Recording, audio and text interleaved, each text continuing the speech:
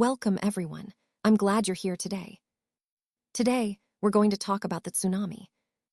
This is a crucial and fascinating topic, and I'm excited to share insights with you. We'll explore what a tsunami is, how it forms, and its impacts on communities and environments. So, let's dive in and learn more about this powerful natural event. Now, let's move on to the next part of our presentation.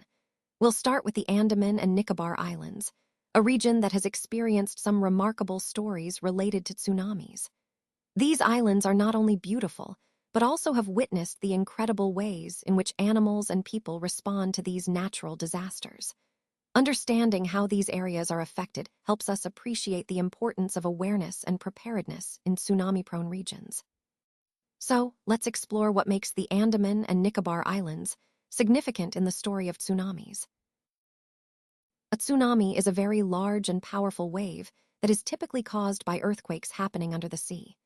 These waves can travel across entire ocean basins at incredible speeds and can cause massive destruction when they reach the shore. On December 26, 2004, one of the most devastating tsunamis in recent history struck, impacting Thailand and parts of India, including the Andaman and Nicobar Islands and the Tamil Nadu coast. This event was a stark reminder of how powerful and unpredictable nature can be. Today, I want to share some stories of courage and survival from that day, to highlight not only the destructive force of a tsunami, but also the resilience of the human spirit in the face of disaster. Understanding these events helps us appreciate the importance of preparedness and awareness. When the tremors stopped, they saw the sea rising, a terrifying reminder of nature's power.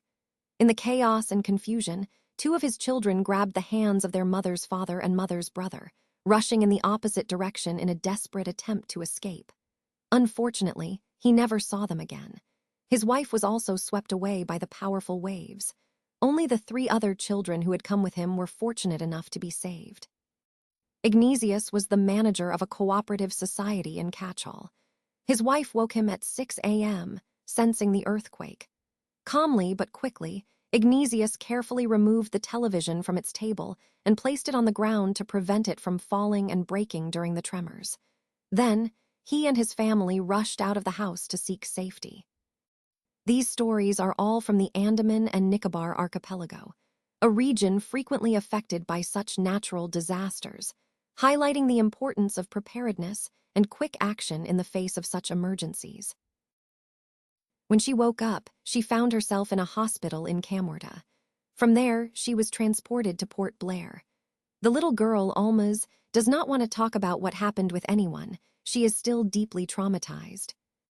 Almaz's mother and aunts were standing under a coconut tree, clinging to its leaves, calling out to her. Suddenly, a wave uprooted the tree, and Almaz saw a log of wood floating nearby. Without thinking, she climbed onto it, but then she fainted. As they ran to safety, her grandfather was struck on the head by something and fell down. Her father immediately rushed to help him. Just then, the first giant wave came, sweeping both of them away. Her father understood that the water would come back with even greater force. He woke everyone up and tried to get them to a safer place quickly. This family had gone there to celebrate Christmas.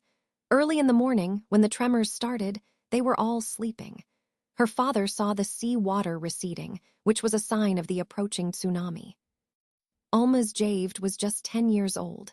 She was a student at Carmel Convent in Port Blair, where her father owned a petrol pump. Her mother, Rahila, lived on Nankari Island. Eventually, Almaz was carried to the seashore by a wave. She was only found later when she was walking along the shore, in a state of complete confusion and shock. She floated in the water for 2 days. During that time, she saw relief helicopters at least 11 times, but sadly, they couldn't detect her presence. The waves also swept away a 13-year-old girl named Meghna, her parents, and 77 other people. Meghna managed to survive by holding onto a wooden door. Sanjeev was a policeman stationed on Catchall Island in the Nicobar group. He managed to save himself, his wife, and their baby daughter from the waves. But then, he heard cries for help from the wife of John, a guest house cook. Without hesitation, Sanjeev jumped into the water to rescue her. Unfortunately, both he and the woman were swept away by the powerful waves. This story highlights the bravery of Sanjeev, a policeman who risked his life to save others, embodying the courage and selflessness that are so important in the face of such disasters. On this slide, I want to highlight the remarkable story of Tilly Smith, a young girl whose quick thinking and knowledge saved many lives during the tsunami in Thailand. As the Smith family was enjoying their holiday, Tilly's understanding of her geography lessons became crucial. Thanks to her awareness, she recognized the signs of an impending tsunami, like the sea receding and the whirlpools forming, and she immediately warned her family to get off the beach. This quick action helped them take refuge in the hotel, which withstood the powerful waves. The key point here is how Tilly's education and awareness made a real difference. Her teacher's lesson on tsunamis, explaining how they can be triggered by earthquakes, volcanoes, or landslides, played a vital role. Tilly remembered a video she saw about the 1946 Hawaiian tsunami, which helped her sense that something was terribly wrong.